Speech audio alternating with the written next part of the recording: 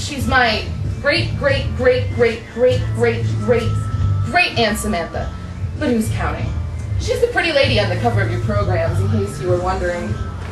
I used to come here, summers as a child, playing out in the garden, learning how to make dandelion wine, listening to all Aunt Samantha's stories about all the wonderful times and places she'd lived in, looking at old photo albums. Now, Aunt Samantha is 233 years young. She was born on July 4th, 1776, much like someone else we know. And, much like our nation, Aunt Samantha has seen the world through the eyes of a free spirit. That is, the spirit of freedom.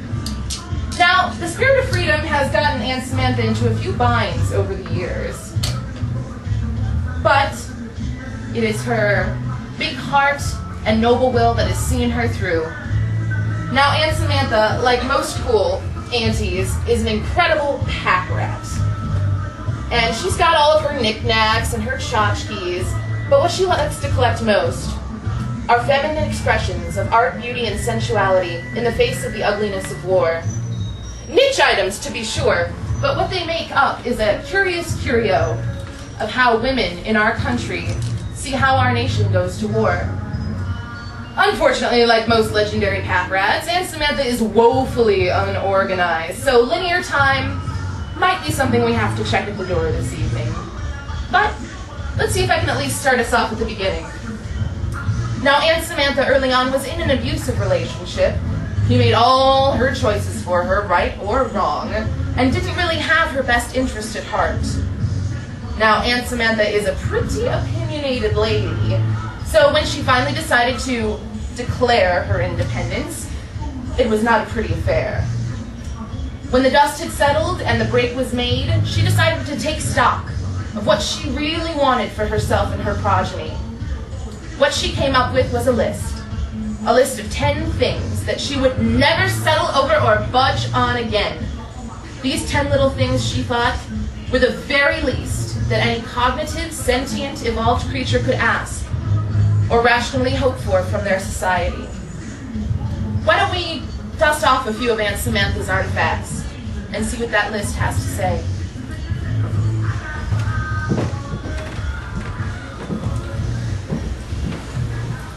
First Amendment.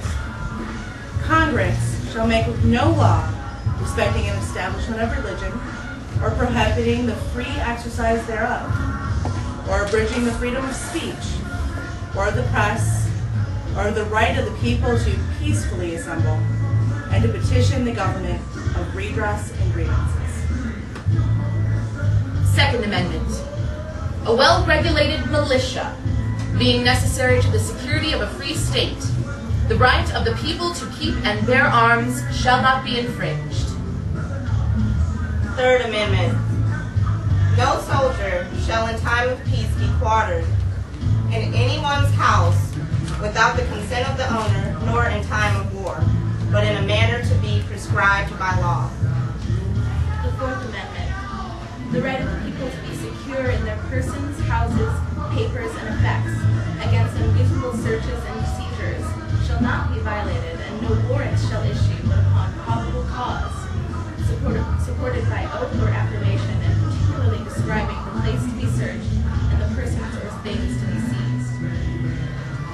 The Fifth Amendment. No person shall be held to answer for any capital or otherwise infamous crime, unless on presentment or indictment of grand jury, except in cases arising in the land or naval forces or in the militia, when actual service in time of war or public danger, nor shall any person be subject for the same offense twice, to be put in jeopardy of life or limb, nor shall be compelled in any criminal case to be a witness against himself, nor be deprived of life, liberty, or property without due process of law, nor shall private property be taken for public use without just compensation.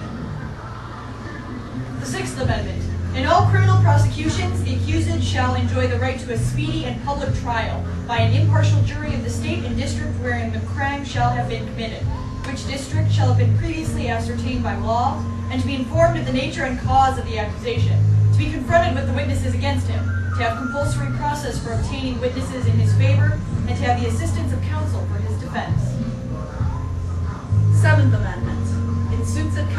law, where the value in controversy shall exceed $20, the right of trial by jury shall be preserved. And no fact tried by such a jury shall be otherwise re-examined in any court of the United States than according to the rules of the common law. Eighth Amendment. Excessive bail should not be required, nor excessive fines imposed, nor cruel and unusual punishments inflicted. The Ninth Amendment.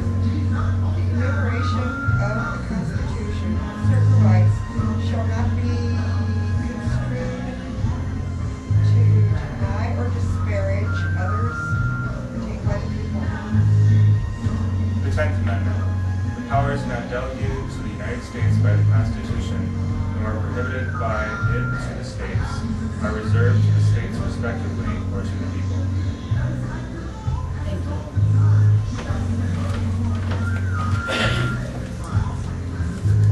Now,